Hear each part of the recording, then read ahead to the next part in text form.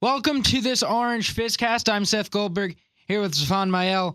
It's just after the Duke win over Syracuse 27-10 in the Carrier Dome. The number 22 team in the new college football playoff rankings beats the Orange and essentially ends the season's fun. What are your initial takeaways from this game? Well, it was a good game for the first three quarters, and then it all unraveled. But it was the same story again for the Orange. The defense plays overall a really good game. They had a few mistakes, but overall played great.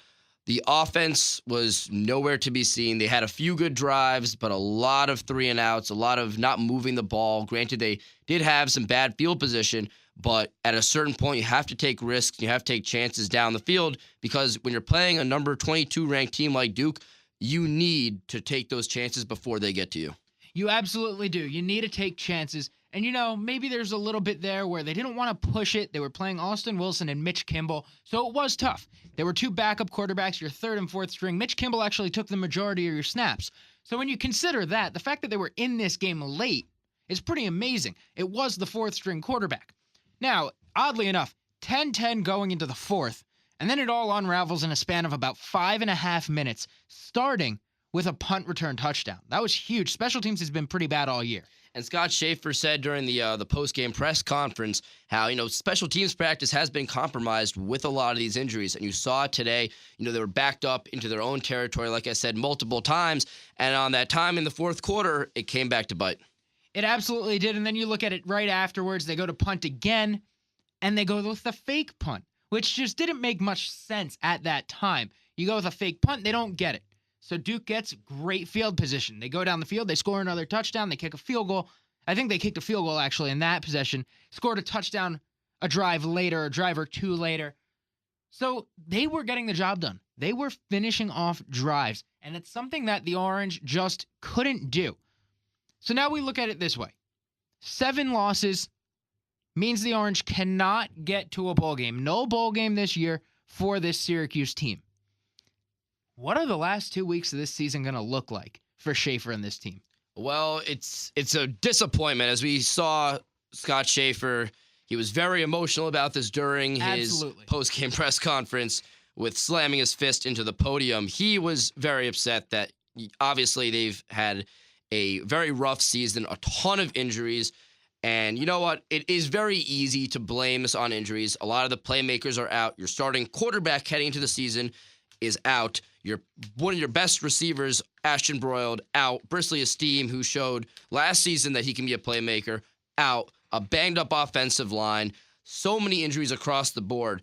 But at a certain point, you have to play who's on the field, and you have to adjust your play calling to who's on the field. You saw Mitch Kimball using his legs, and that was great. But when Austin Wilson's in there, he's known for his arm. And you saw so many out routes. And you really wish you saw them throwing in the middle of the field, giving their receivers at least a chance to pick up some yards, to move the ball, and to catch Duke off guard. Well, some of the problem there is that when Austin Wilson was given the chance, he didn't complete the passes. And he made some bad throws. There were some deep routes, and I know Jared West did not play a good game. I'm going to throw that out there. 4 receptions for 45 yards is not going to cut it. Not just that. He stopped on some routes. Flat out stopped running, turned around, and looked at Wilson as the ball was sailing to where he should have been. I don't know about you, but I don't think a 40-yard hook route is in Syracuse's playbook, and that's something that you gotta be mindful of. Why is he stopping his route? Why isn't something continuing?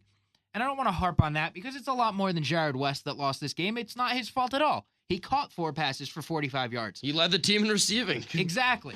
So it's not his fault by any means, but it's just one of those things where you look at it and you're so confused as to what happened.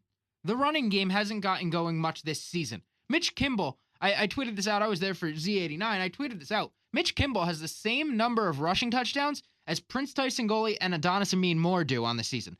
All 3 of them have 1.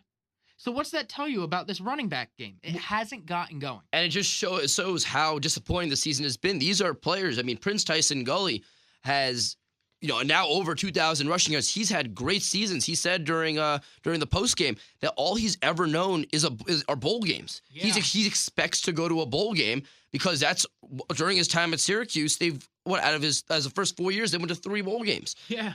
And so you see that, and you're thinking to yourself, it's been a regression. You see Prince Tyson Gully hasn't gotten it going this season. There's been quarterback issues, have very well-documented quarterback issues. The offense really can't get going. The defense can only hold you in games for so long. Today was a great example where the defense played their butts off on senior day, and they can only make so many stops before the offense needs to take control and score points to keep up with the 22nd ranked team in the nation. The defense, mind you, only allowed 20 points today. The 7 came on special teams. If you want to say that they got a short field and a tough roll when they let up that field goal because it was a very short field, fine. So they let up 17 points on full drives. That's not bad, and that should win you a game. And it didn't. And, I just want to touch on one thing before we get our final thoughts, what it means for the season, what it means for the program. Scott Schaefer is not going anywhere. No. Anybody who thinks he is going to be fired or should be fired has got to be, I don't know. They're not thinking straight. This year was such an odd year. You just had Mitch Kimball. It was a lost year in Syracuse football. It was. You just had Mitch Kimball, your 4th string quarterback, playing the majority of snaps in your 10th game. That's not supposed to happen. You're not supposed to lose 3 quarterbacks in a season. You're not supposed to have 10 offensive linemen play over the course of a season. 2 of your best receivers were out the majority of the season. Right. So when you consider all of that, consider with the turnover last year that he made a bowl game and won a bowl game, and all of the improvements coming to the facilities next year with the new practice facility opening up at some point in this spring, there is no way you get rid of Scott Schaefer after 2 seasons and 1 that amounts to a lost year because of injuries. And you have to remember, too, that some of these players are also from Doug Marone's recruiting class. Yeah. Once Scott Schaefer has his own recruiting class and they're playing the majority of minutes, and I'm not saying Doug Marone's recruiting class is bad by any stretch of the imagination. The seniors this year have stepped up at different positions. But at the same time, if Scott Schaefer needs a full year with his guys, and if he can't get it going after a season or 2, then it's time to put him on the hot seat for sure. But until that point comes, there's no point of even talking about Scott Schaefer getting replaced. And another one is Tim Lester, because Tim Lester's been dealt a very difficult hand coming in mid-season. Tuesday night at the weekly media availability, we spoke to him about what he's been going through, really. How much of his offense has he put into place? How much is still George McDonald's offense just being called different plays? He said it's all still George McDonald's offense. He hasn't added anything from his playbook yet because he hasn't had the time and he hasn't had the health and the personnel to do it. So give him the spring to let him implement his offense and see what happens next August. Exactly. You nailed it right there. People are going to say, oh, well, Tim Lester had been calling the plays for the same amount of time at the end of the season that George McDonald has. He's gotten his chance. Well, George McDonald had the entire offseason to really examine the players, examine plays that worked and did not work in the offseason. And he had all of last year. Exactly. Of course. He's been around this team. And so for Tim Lester, it's going to be looking at which players can make the most difference on the team and really implementing it. So something that happened in the post-game press conference, Coach Schaefer obviously very disappointed they did not get to 8 wins as he stated his goal at the beginning of the year. We kind of drank the Kool-Aid. We thought on our site 7-8 wins would be the norm. I think all 5 of us predicted at least that. 6. We at least thought they were going to a bowl. Yes, absolutely. And I think most of the players did as well. Obviously, it got derailed by injuries. So where do they go from here? You've got 2 weeks that essentially amount to exhibition games. They can play spoiler, but nothing is going to come out of the game to benefit Syracuse necessarily. Well, if I'm Scott Schaefer, I'm really looking at the young guys. You're going to be playing your seniors. It's their last season here, but you're really focusing in on the younger guys and seeing who can make a difference. It's always the next man up mentality in Syracuse football. So if I'm Scott Schaefer and I'm the rest of the coaching staff, I'm looking to see who can play. I mean, for these younger players, they're going to be getting time against Pitt and BC, and they're going to have their opportunity, their audition to show I'm here.